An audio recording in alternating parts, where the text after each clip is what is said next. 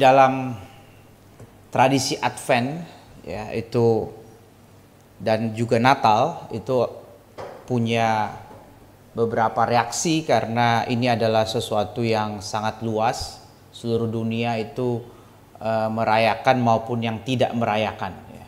Yang tidak merayakan itu sama sekali menolak, dan yang merayakan itu pun berbagai macam cara perayaannya gitu ya.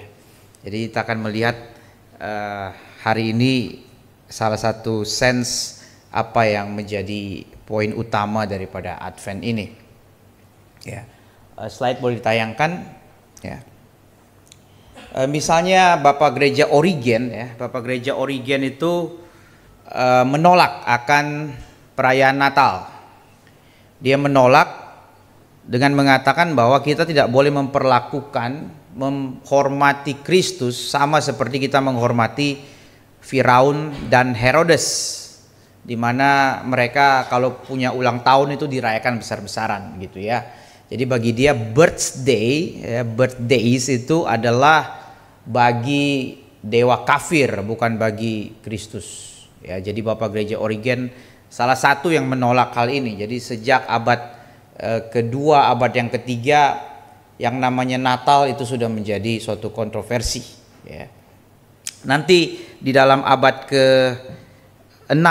abad keempat itu ya, barulah pertama kali Natal itu dirayakan. Itu ketika yang namanya Konstantin itu memerintah di dalam kerajaan Roma. Ya, setelah itu. Tetapi kita langsung pergi ke abad ke-19. Apa ini? Ini adalah larangan dari kaum Puritan ya. Kaum Puritan di Amerika saat itu mereka yang memerintah. Ini adalah larangan untuk merayakan Natal ya. Jadi bagi mereka perayaan Natal itu merupakan sesuatu yang namanya penodaan atau penistaan terhadap kekristenan. Ya, tukar kado, memberikan salam itu pun nggak boleh. Ya, memakai baju yang bagus, dan dia katakan ini apa, kalau bisa dibaca ini agak buram. Ya, itu dikatakan itu adalah satanical practice menurut kaum Puritan. Saudara, kita sangat mengagumi kaum Puritan dalam banyak hal, dalam teologi, dalam penginjilan, dalam hidup bergerejawi, tetapi dalam beberapa hal ya kita nggak bisa setuju ya, kita nggak bisa setuju mengenai penolakan mereka terhadap Natal, karena kita hari ini merayakan Natal ya. Jadi kita lihat sebelumnya itu bahkan kalau lihat paling bawah itu, kalau yang melanggar itu didenda ya, 5 shillings. 5 shillings itu nggak nyampe 1 sen atau $1, tapi saat itu kita nggak tahu seberapa nilainya gitu ya. Tapi kita harus kembali kepada apa yang dikatakan oleh seorang teolog ya, bad tradition is the dead faith of living man ya, tapi good tradition is the living faith of dead man. Jadi reaksi kita terhadap tradisi itu harus berhati-hati ya. Kita nggak bisa terlalu cepat menerima maupun menolak. Ya, kita percaya bahwa tradisi yang jelek ya kita harus tolak. Tapi tradisi yang bagus ya itu adalah living faith dari seorang yang sudah mati. Bahkan mereka sudah mati pun, tapi itu adalah tradisi yang mereka turunkan kepada kita. Tentu saja kita nggak bisa sembarangan menerima, tetapi juga tidak boleh sembarangan menolak ya. Jadi apa itu Advent? Advent itu berbicara mengenai the arrival atau the coming of something or someone important ya. Dan ini kita langsung kaitkan dengan persiapan Natal, menyambut kedatangan Kristus. Ya, jadi pada umumnya istilah Advent itu Adventus ya, itu adalah kita menantikan kedatangan ya, kedatangan akan sesuatu yang sangat dinantikan, sangat-sangat penting. Nah, mengenai Advent ini di dalam abad ke-20, awal abad ke-20 itu ada dari teolog Lutheran ya, tradisi gereja Lutheran itu memunculkan suatu yang sekarang itu cukup terkenal, ya, yaitu Advent Calendar. Ya. Ini adalah the first Advent Calendar. Jadi ini berdasarkan tanggal dari tanggal 1 sampai tanggal 24. Ya, jadi biasa mereka ada 24 kotak di sana. Jadi setiap hari mereka buka isinya apa gitu ya. Kalau ini mungkin dari awalnya itu tentang cerita dan sebagainya. Ya, itu ada setiap hari buka satu gitu ya. Sampai menantikan yang namanya Natal. Ya, dan Natal pun sebetulnya, ini catatan sedikit, Natal pun seringkali ada yang sudah dilupakan bahwa perayaan Natal itu berapa hari sebetulnya? 1, 2, ya, dalam sejarah itu sebetulnya 12 hari. Tanggal 25 itu hari pertama. Ya, jadi dalam sejarah itu 12 hari perayaan. Cuman di dalam dunia ini biasanya puncaknya di hari pertama, ya kan? Puncaknya, pestanya, kuenya, makanannya, semuanya di hari pertama itu. Hari selanjutnya tuh udah sisa-sisa gitu, udah kotor-kotornya, ya kan? Sisa kue dan sebagainya. Jadi ya itu. Tapi sekali lagi saya mengajak kita melihat tradisi-tradisi ini bukan untuk dengan spirit bahwa ini yang benar, kemudian yang kita lakukan sekarang itu salah, bukan. Tapi tradisi itu memang boleh kita terima, boleh tidak ya. Kalau ada sesuatu yang baik darinya kita boleh memikirkan kembali, karena ini kita percaya Tuhan pelihara begitu ya, Tuhan pelihara sampai sekarang gitu ya. Ya, saya nggak akan bahas mengenai yang aneh-aneh yang lain, tapi di dalam Advent Calendar ini, saudara, ini ternyata sangatlah populer gitu ya. Kalau kita lihat, ini kita dengan cepat saja saya ajak kita melihat beberapa gitu ya. Nah, ini yang paling umum mungkin ya. Jadi dari tanggal 1 sampai 24 itu biasanya dalamnya coklat gitu atau permen gitu ya. Satu hari buka satu kotak, lalu isinya apa gitu ya. Ambil satu. Jadi sambil menantikan tanggal 25 gitu ya. Nah, ini yang paling normal dan ya kita mungkin tidak terlalu geleng-geleng begitu ya. Tetapi selanjutnya saudara tahu ini Lego Marvel, Harry Potter dan sebagainya. Jadi satu hari ambil satu mainan. Ini sangat sudah dikomersilkan. Ini saya lupa cek harganya berapa gitu ya. Barbie juga ada. Ya, Barbie juga ada. Dan yang makin mahal itu ini saudara, Dior. Ini kalau nggak salah ini 10 juta harganya. Jadi tanggal 1 ambil, saya nggak tahu itu barang-barang apa di situ. Perempuan yang tahu. Dan yang paling mahal itu yang tersedia sekarang kalau saudara mau gitu ya. Yang paling mahal itu ini. Ini toko berlian ini kalau nggak salah ya. Tiffany & Co, bukan Tiffany ini kita ya. Namanya Tiffany & Co gitu. Ini saudara tahu berapa? Hampir 1,5 M saudara harganya kalau mau dapatkan ini demi untuk Advent Calendar. Jadi ini sudah sangat dikomersilkan gitu ya, tanpa pasti sudah nggak tahu lagi makna Adventnya itu apa gitu ya. Tapi berbicara tentang kalender ya, ini salah satu sisi kita sangat tidak merekomendasikan ini semua ya, kita menolak ini. Tapi di sisi lain, apakah kita terusik atau tertrigger untuk melihat kepada kalender gereja yang sesungguhnya? Ya, saya berapa bulan yang lalu pernah membahas sedikit mengenai liturgical calendar. Ya, yang gereja punya sudah ratusan tahun. Ya, bahkan iya mungkin lebih dari 1000 tahun. Ya, jadi pengumuman gereja itu punya kalender. Gereja punya kalender. Ya, itu dimulai dari Advent. Dimulai dari Advent. Ya. Jadi kita lihat di sana itu ada gambar Yohanes Pembaptis karena itu bicara tentang the coming ya. Itu Yohanes Pembaptis di sana. Kemudian habis itu baru Natal, ini incarnation. Ini saya nggak bisa itunya. Wah, susah. Ya udah.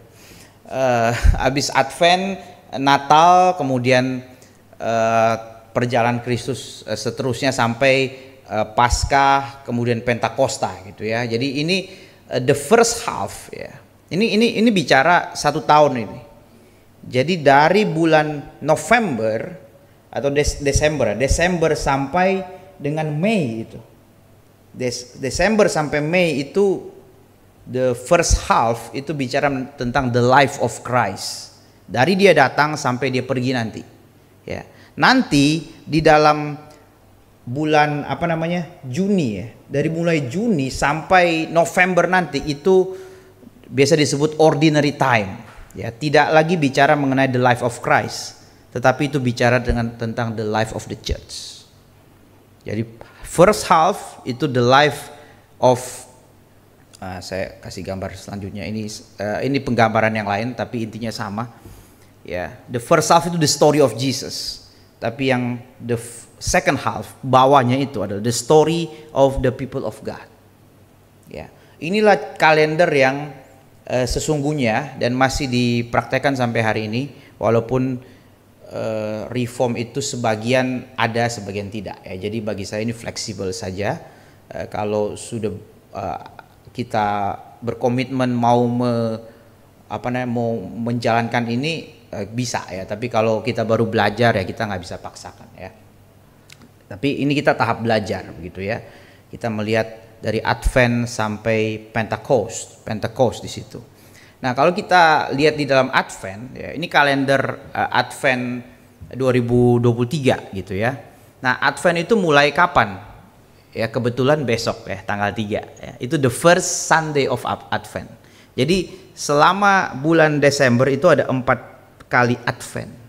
Ya, 4 kali Advent menuju nanti tanggal 25 Incarnation. Jadi ini yang tanggal 3, tanggal 10 itu the second Sunday, 17 itu the third Sunday, 24 itu the fourth Sunday, besoknya langsung Christmas. Ya, Christmas.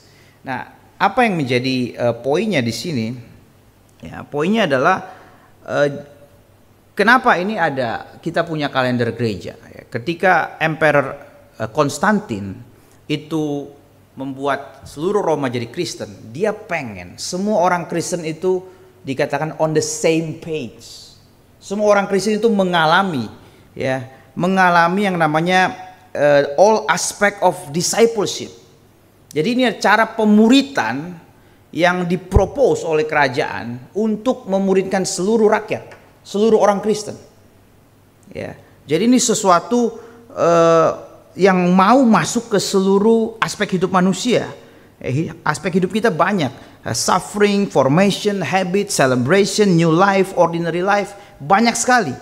Dan semua itu ada pada hidup Yesus, the life of Jesus.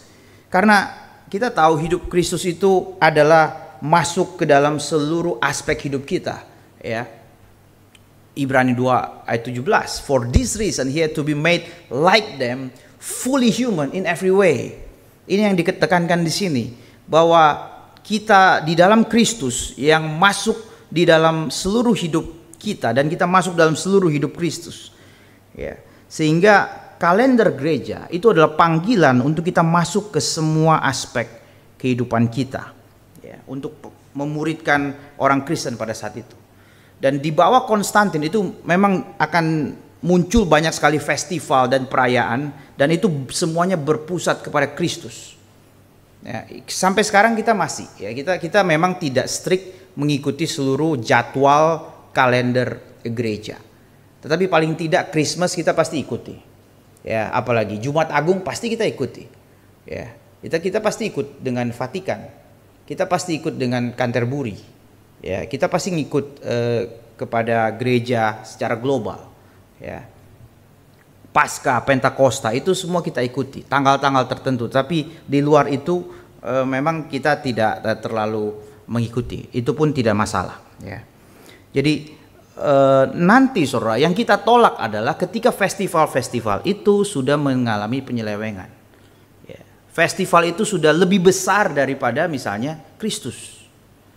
Ya, bahkan praktek Advent sendiri, praktek untuk menyambut Kristus gitu. Kalau prakteknya ini, penyambutannya ini sudah lebih besar daripada yang disambut, ya kita tolak. Misalnya tadi misalnya beli apa itu Advent Calendar Tiffany & Co gitu, kita keluarin begitu banyak uang begitu untuk persiapannya, terus nanti Christmas apa yang kita harapkan? Apa yang mereka harapkan di dalam kedatangan Kristus? Ya, jadi pada abad itu, saudara, abad-abad awal itu ketika kalender gereja diperkenalkan, seluruh hidup Kristus itu diperkenalkan. Bukan hanya tentang kisah salib, kebangkitan, tidak, tapi seluruhnya ingin dipaparkan dan ingin masuk ke dalam seluruh hidup orang Kristen. Ya, ingat kita itu Christian. Christian itu bukan cuma artinya the follower of Christ. Seperti orang Buddha itu follower of Buddha, ya, orang Muhammadan itu follower of Muhammad, terus kita Kristen itu follower of Christ. Beda, saudara. Kita itu bukan hanya mengikuti ajaran-ajaran tokoh tertentu, tapi kita betul-betul masuk dalam Kristus, union with Christ. Ini nggak ada di agama lain. Agama lain hanya mengikut sebagai, ya dia contoh, dia pahlawan, dia itu teladan gitu. Tapi dalam kita bukan hanya mengatakan Kristus itu teladan, Kristus itu guru moral, tetapi kita bersatu dengan Kristus. Union with Christ. Itu hanya di dalam kekristenan yang mengajarkan demikian. Kita bukan hanya mengikuti ajaran-ajarannya saja, tapi kita bersatu dengan hidup Kristus. Apa itu bersatu dengan hidup Kristus? Misteri, saudara. Ya, tidak bisa dipaparkan terlalu mudah. Tetapi kita lihat banyak hal yang mungkin kita miss. Ya. Misalnya, saudara tahu ini ada satu gereja, Basilica of Jesus Adolescent. Ya, kita kalau bicara tentang Kristus, langsung pikiran kita adalah ya Kristus yang dewasa gitu. Ya memang di dalam Alkitab paling banyak dicatat dia dewasa gitu ya. Tetapi dia juga pernah remaja gitu. Dia pernah jadi anak kecil. Sehingga seluruh hidup manusia itu bisa kita refleksikan dan mengenal diri kita melalui melihat hidup Kristus. Ya. Sehingga betul-betul kita dan Kristus itu adalah satu. Pope Leo the Great itu di dalam khotbah Natal dia yang pertama, dia mengatakan ini, saudara. Today is your birthday. Ini bukan bicara mengenai just the birthday of Jesus, saudara. Tapi birthday-nya kita juga. Karena kita sudah di dalam Kristus, ya, di mana Kristus lahir, kita juga lahir. Dia dibaptis, kita juga dibaptis. Dia mengalami penganiayaan, kita juga mengalami penganiayaan. Dia mengalami kemenangan, kita juga mengalami kemenangan. Dia bisa taat, kita juga bisa taat kepada Allah. Ya. Sehingga ini penekanan yang baik, saya rasa. The first Christmas sermon dari Pope Leo the Great, ya. Saudara, ini paus-paus yang masih baik, saudara, bukan paus-paus yang brengsek, saudara. Ini paus-paus yang masih baik, saudara. Sehingga dengan kata lain, saudara, dengan kata lain, ya, the more deeply I am rooted in the story of Jesus, the more like Jesus I become. Ya, saudara, the story of Jesus melalui kalender gereja itu diperkenalkan kepada kita, diceritakan kepada kita tahun demi tahun, diulang-ulang tahun demi tahun. Tidak ada cara lain, saudara, kita ingin menjadi semakin seperti Kristus selain kita terus merenungkan the story of Jesus. Ya, terutama di dalam hal ini adalah tentang kalender gereja, saudara. Kalender gereja tentang waktu, saudara. Bicara tentang waktu yang kita miliki itu sangat-sangat menguasai hidup kita. Ya, kita kan apa-apa digerakkan oleh jadwal, oleh musim, ya kan. Kalau enggak, kita enggak akan, ya kalau lagi enggak ada apa-apa yang mendesak kita enggak akan bergerak, begitu ya. Nah, sekali lagi, saudara, zaman reformasi memang banyak menghilangkan tradisi, ya. Tapi kita juga tahu bahwa tradisi-tradisi yang dilawan itu seringkali dilawan secara ekstrim. Misalnya patung, lukisan, ya, musik, ya semua mau disimplified, which is kita Reform Injili tidak mengikuti respon yang demikian. Pendeta Stephen Tong sangat menghargai lukisan, sangat menghargai musik, patung-patung dan sebagainya. Saudara, setiap kali profesor-profesor reform dari luar negeri datang gitu ya ke Jakarta, ke gereja kita, pasti dulu ya selalu Pak Tong ajak mereka ke museum. Dan di museum itu banyak sekali lukisan tentang, paling banyak apa? Kristus gitu ya. Dan muka para profesor-profesor, dosen-dosen seminar reform tuh waktu ngelihatnya itu dengan penuh sinis gitu. Karena di mereka itu anti gitu ya. Orang-orang reform tertentu anti sekali dengan lukisan, saudara. Sangat anti, bahkan mengenai hari aja, saudara. Kita sering mengadakan seminar hari Minggu ya. Seminar teologi loh, bukan seminar apa itu. Seminar rohani Minggu malam. Ada salah satu profesor yang kita minta, dia katakan, wah hari Minggu bukan waktunya kerja gitu. Kalau khotbah di gereja kebaktian boleh gitu, tapi di luar itu no gitu. Ngerjain tugas paper teologi pun nggak boleh gitu. Ya ada yang seperti itu, saudara. Ya masih ada yang seperti itu, dan ya kita bisa debat dan sebagainya, tapi ya sekali lagi saudara, good tradition itu adalah the living faith of dead man gitu ya, bukan sebaliknya. Nah saudara, kalau kita bagi saya kerugian kalau kita tidak memperhatikan waktu yang sudah ditetapkan oleh gereja secara global untuk kita ikuti jadwalnya. Minggu ini minggu apa, minggu depan minggu apa. Karena ini saudara, without the sense of sacredness of time, we sometimes live in a little bit of a vacuum. Ya, apa yang mendefinisikan hidup kita sekarang? Ya, apa? Interest kita atau jadwal kita yang lain? Ya. And into this vacuum, it's easy for secular calendars. Jangan lupa saudara, kita juga ada secular calendars to hold sway. Begitu gampangnya kita akan, kalau kita nggak punya kalender sendiri, timetable-nya sendiri, gereja untuk fokus, mudah sekali untuk kita dibawa kepada kalender yang lain. Saudara, ini bukan antitesis keras, bukan. Ya, dengan kita mempropos yang namanya kalender gereja, bukan sama sekali menyingkirkan yang namanya kalender, tanda kutip kalender dunia. Ya, saudara, kita punya apa? Akademik kalender, itu kita nggak akan buang, saudara. Kita punya apa lagi? Ya, kalender olahraga misalnya kan, ada Liga Champion kapan gitu kan, Premier League final kapan, nggak ada final sih tapi pertandingan terakhir gitu ya, jadwal liburan kapan dari pemerintah, itu nggak masalah saudara, tapi itu jangan lebih menguasai hidup kita daripada kalender gereja. Jadi ini the idea itu adalah integrating sebetulnya, bukan menolak sepenuhnya yang apa di dalam dunia ini, bukan. Jadi bukan ini bukanlah gegabah kita menolak semua, yang nggak mungkin, itu ekstrim sekali, ya ekstrim sekali. Bagaimanapun kita akan ketemu academic calendar, bagaimanapun kita akan ketemu holiday calendar dan seterusnya dan sebagainya. Ya. Nah kita kembali ke Advent, saudara. Nah ada satu poin tentang Advent yang saya sendiri sangat dibukakan begitu ya, sangat dibukakan, yaitu bahwa Advent itu sangat-sangat apa ya, sangat-sangat bukanlah sesuatu yang lemah, yang terlalu apa ya, yang terlalu mudah, terlalu happy ending, bukan saudara. Jangan cepat-cepat langsung kepada joy dan sebagainya. Itu ada prosesnya, saudara. Ya, seorang teolog ya bernama Fleming Rutledge itu mengatakan Advent is not for sissies.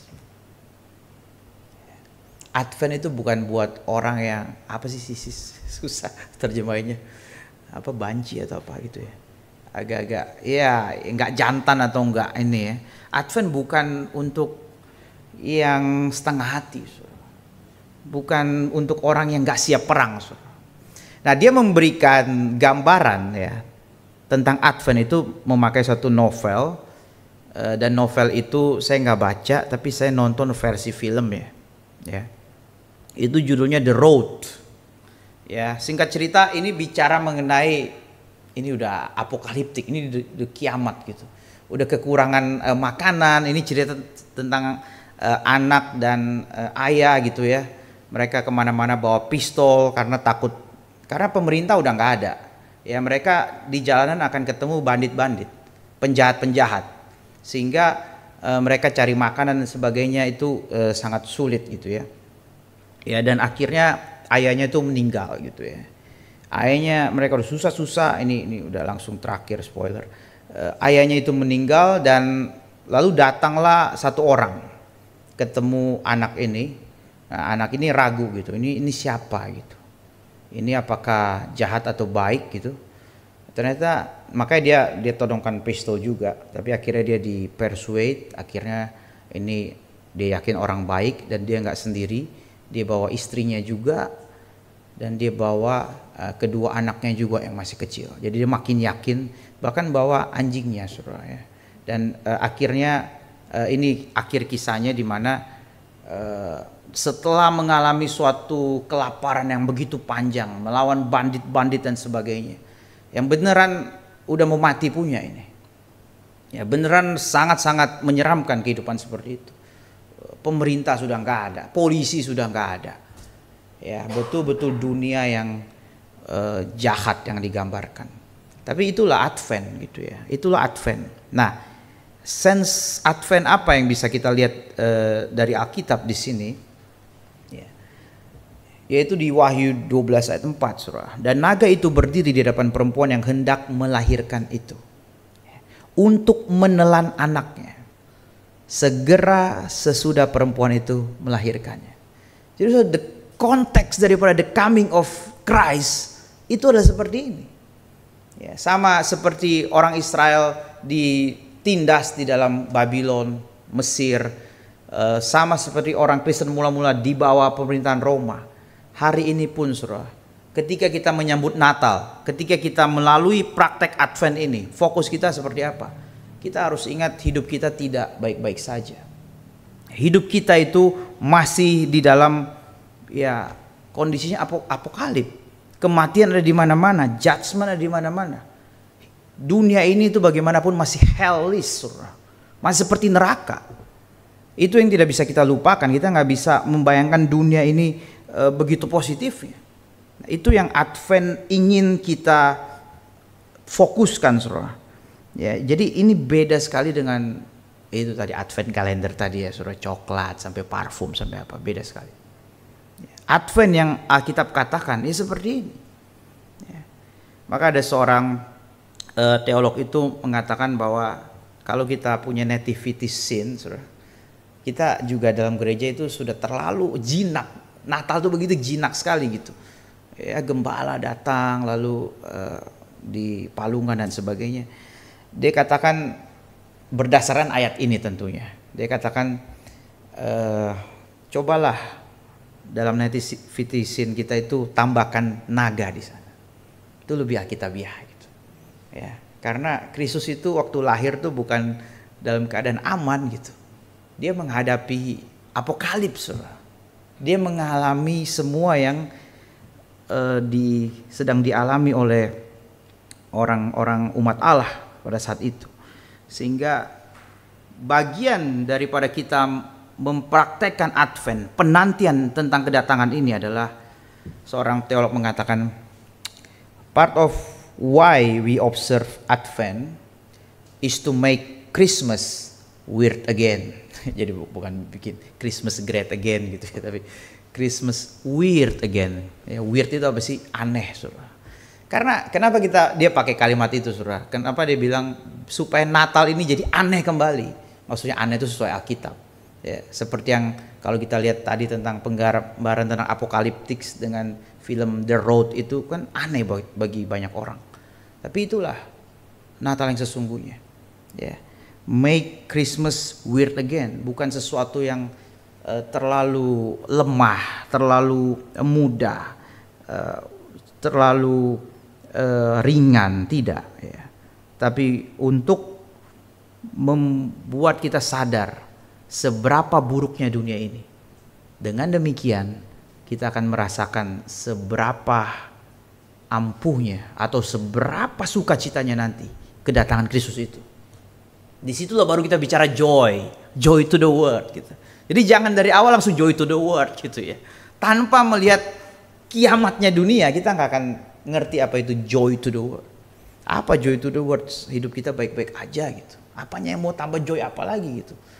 Yang nambah adalah kesibukan lagi Natal gitu ya, tambah capek lagi pelayanan. Mungkin begitu pikirannya. Ya jangan seperti itu, saudara. Ya, jadi bagi kita memakai minggu-minggu Advent ini untuk mengingat kembali akan supaya kita penantian akan Kristus ketika Dia datang itu sungguh-sungguh betul-betul kita merasa memang perlu gitu. Saya pernah mengatakan bahwa salah satu orang yang paling membutuhkan Injil itu bukanlah orang di luar sana yang belum percaya Kristus, tapi orang yang sudah lama dalam gereja, yang sudah nggak merasakan lagi dia butuh Kristus. Itu yang paling bahaya. Ya. Jadi sekali lagi kita butuh sense of battle di sini. Sense of battle, ya. Tapi kita juga butuh suara dari padang gurun. Ya. Kita lihat tadi di dalam Advent itu, di dalam kalender gereja itu dimulai dengan Yohanes Pembaptis. Jadi dari bacaan-bacaan minggu Advent itu tidak akan jauh-jauh dari Yohanes Pembaptis, Yesaya dan sebagainya. Ya, gambaran Yohanes Pembaptis ya. Yohanes Pembaptis itu kenapa Advent itu dimulai? Ya tentu saja karena secara kronologis kan Yesus lahir dulu gitu kan. Baru ada Yohanes Pembaptis yang berkhotbah di padang gurun. Tetapi di dalam Advent, di dalam kalender gereja itu Yohanes Pembaptis dulu. Ya, untuk mengatakan suara memanggil kita untuk prepare the way of the Lord. Ya, prepare the way of the Lord. Ini adalah sangat-sangat cocok untuk kita pakai di dalam Advent. Ya. Jadi bacaan-bacaan minggu-minggu awal dari Advent itu mengenai Yohanes Pembaptis. Ya. Dan kenapa alasan Yohanes Pembaptis dipakai di depan? Selain untuk prepare the way of the Lord, karena untuk memasuki tahun atau kalender yang baru, ya, itu mulai dengan baptisan. Kita masuk di dalam hidup Kristen, hidup di dalam umat Allah itu lewat baptisan. Ya, sehingga ini menjadi cocok sekali ditempatkan Yohanes Pembaptis itu di depan. Yohanes Pembaptis di depan. Jadi besok itu kalau gereja secara global itu merayakan besok itu the first Sunday of Advent itu sekaligus adalah the Church New Year. Ya, jadi New Year gereja itu bukan 1 Januari, tapi the first Sunday of Advent. Itu tiap tahun beda-beda. Pokoknya the first Sunday, tanggalnya bisa beda-beda. Tapi the first Sunday of Advent di Desember keberapa begitu ya. Jadi memulai kalender gereja atau liturgical kalender ini itu melalui dengan baptisan. Itu kita masuk di sana. Nah, ada cerita yang sangat baik, saudara, kisah nyata itu dari Alfred Delp ya. Dia seorang priest daripada Jesuit, tapi dia juga menjadi martir di zaman Hitler. Ya, dia itu dituduh, saudara, mau membunuh Hitler, which is nggak pernah terbukti bahwa dia itu punya rencana membunuh Hitler. Kalau Dietrich Bonhoeffer mungkin iya, memang ikut perencanaan pembunuhan Hitler, tetapi dia tidak. Ya, dia tidak, dan akhirnya disiksa, kemudian sampai diancam untuk dibunuh, ya, mau digantung, ya, diminta juga untuk meninggalkan iman dia jika tidak mau digantung. Akhirnya tetap digantung dan jenazahnya itu dikremasi dan abunya disebar di mana kita nggak tahu. Betul-betul hilang begitu. Tapi kenapa orang jadi tahu dia? Dengan apa yang dia alami, dengan dibuang abunya di mana kita nggak tahu. Dia itu menyelundupkan refleksi-refleksi Natal dia. Ya, refleksi-refleksi Advent dia di dalam baju. Lalu orang ketemu di laundry gitu ya. Nah, dia katakan bahwa Advent itu adalah waktu untuk kita itu betul-betul digoncang, dia katakan. Sehingga kita betul-betul dibangunkan. Wah, ini kalimat yang baik. Ya. Advent is a time of being deeply shaken, so that man will wake up to himself. Tanpa ada goncangan dalam hidup kita, tanpa kita sadari memang hidup kita masih penuh dengan goncangan, ya. Bukan itu dibuat-buat, tidak, saudara. Kalau kita merenungkan hari ini, saudara, hidup kita tidak baik-baik saja, tidak begitu amannya, bahaya ada di mana-mana, itu tetap ada. Ya. The shakening and the awakening of the bombs, dia katakan. Ya, banyaknya, itu zaman perang, saudara. Banyaknya bom yang berjatuhan. Bagi dia, ini adalah the preparation of the coming of Christ. Coming of Christ.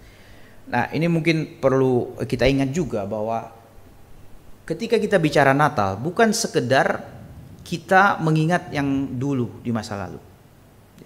Di dalam tradisi itu punya 3 arti yang namanya the coming of Christ. Jadi orang bisa seringkali mengatakan the 3 comings of Christ. Yang pertama the first coming, yaitu yang sudah dinanti-nantikan oleh umat Allah Israel, kemudian Kristus datang. Yang kedua itu adalah the second coming, yang kita sering bilang the second coming, yaitu nanti Kristus akan datang. Ya, dunia berakhir nanti terus Kristus datang, itu the second coming. Ini pun kita ingat ketika kita sedang observe Advent. Jadi bukan sekedar melihat yang di belakang, tapi Advent sekaligus kita sungguh-sungguh, bukan dibuat-buat, saudara. Sungguh-sungguh kita menantikan Kristus, cepatlah kau datang. Yang kedua kali, saudara. Cepatlah kau datang. Ya, dunia ini gak akan beres tanpa engkau. Ya, presiden sehebat apapun, ya paling gitu-gitu aja, ya nggak? Mau sehebat apa, the best of Indonesian people yang akan, kalaupun dia terpilih yang terbaik, ya, katakanlah nanti misalnya pemilu, yang terpilih the best, seberapa bisa dia menyelamatkan Indonesia? Nggak bisa, nggak akan bisa. Maka kita sungguh-sungguh setiap kali melihat gagalnya pemimpin, kegagalan, kekurangan pemimpin, langsung kita harus merindukan pemimpin yang sesungguhnya, raja yang sesungguhnya yang memerintah. Ini bicara mengenai the second coming. Ini pun tema Advent, saudara. Dan the third coming, ya. Ya, jadi first coming, second coming. Yang disebut the third coming itu adalah Jesus coming to our hearts now. Jadi the first coming, Kristus inkarnasi. Second coming, langit bumi yang baru. The third coming itulah Jesus coming now melalui Roh Kudus. Melalui ordinary life kita, melalui pelayanan kita. Itu pun kita mengharapkan Kristus hadir. Melalui Roh Kudus memimpin hidup kita. Jadi tiga lapis yang namanya the coming of Christ itu.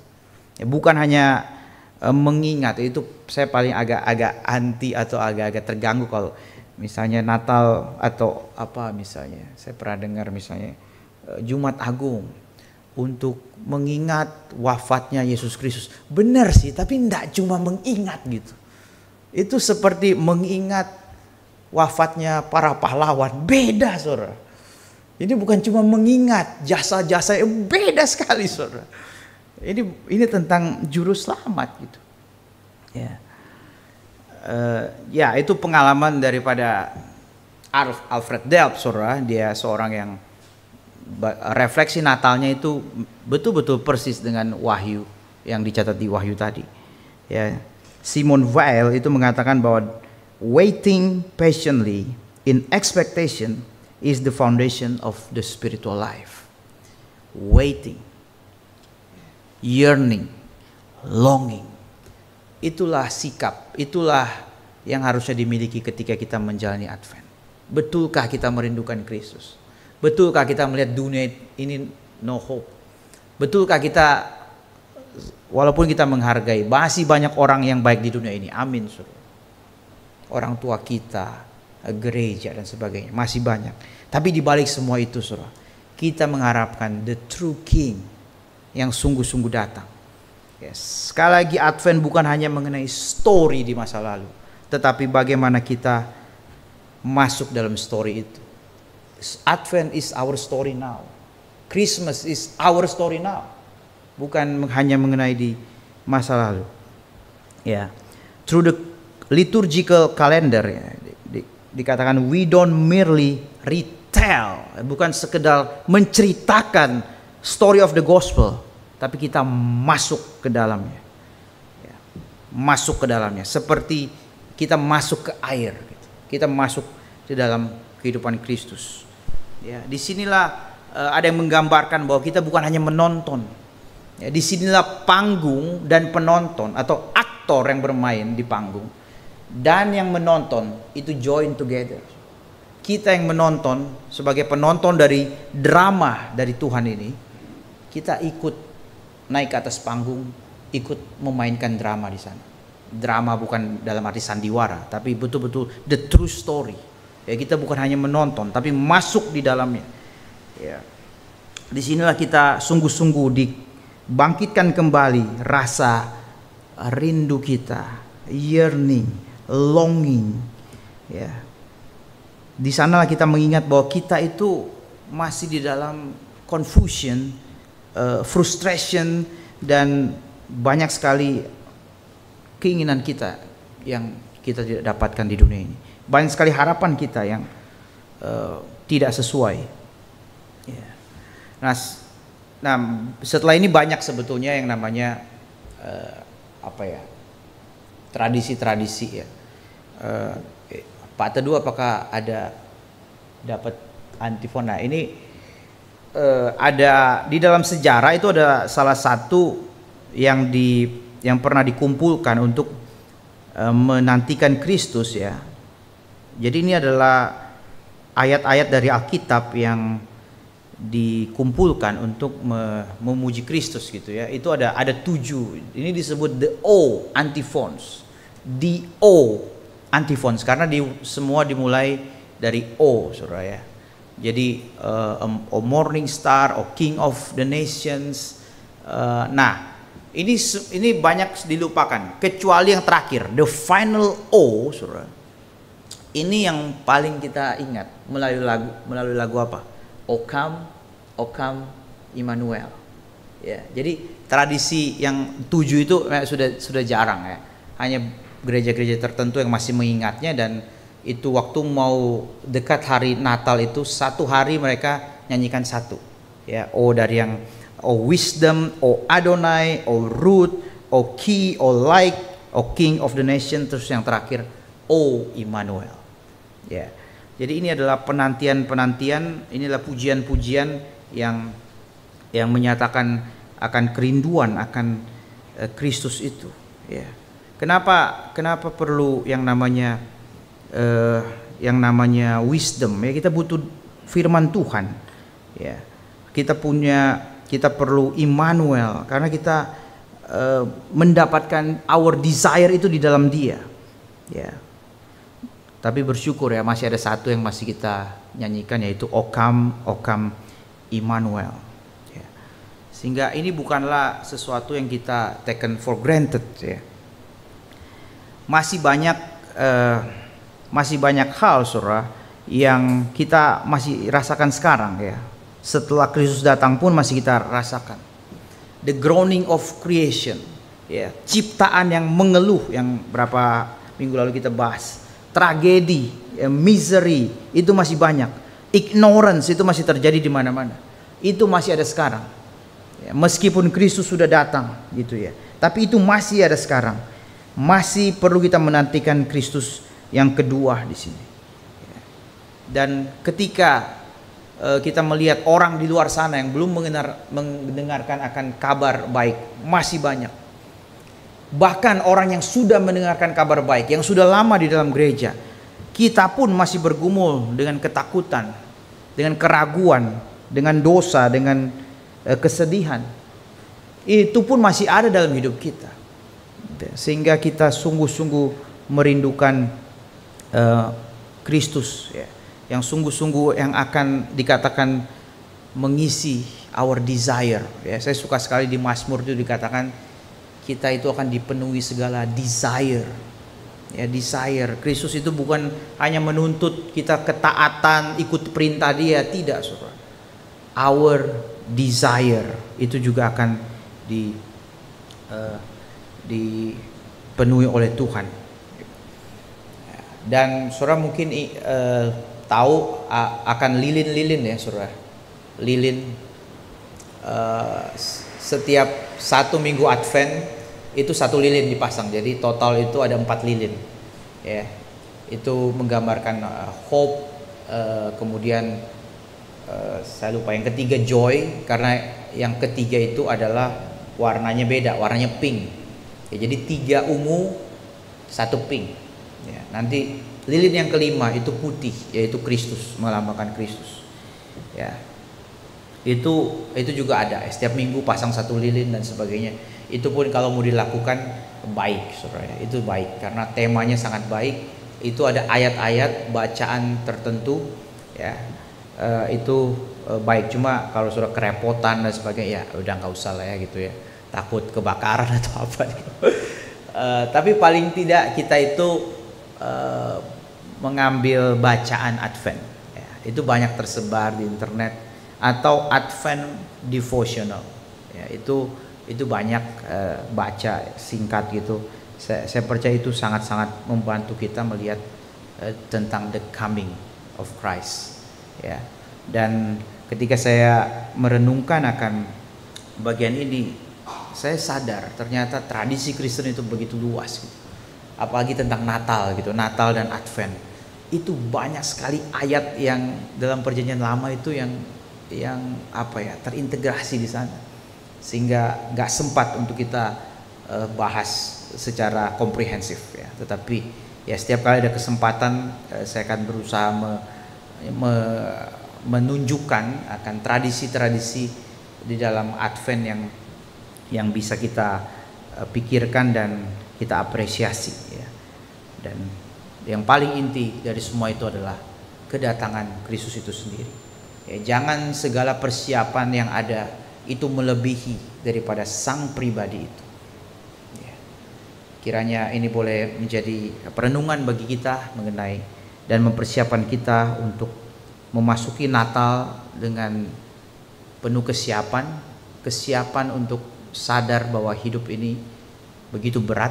Ya, Advent itu justru dengan kesulitan dalam hidup kita, pergumulan kita yang berat sekali, di sanalah persiapan Advent makin nyata.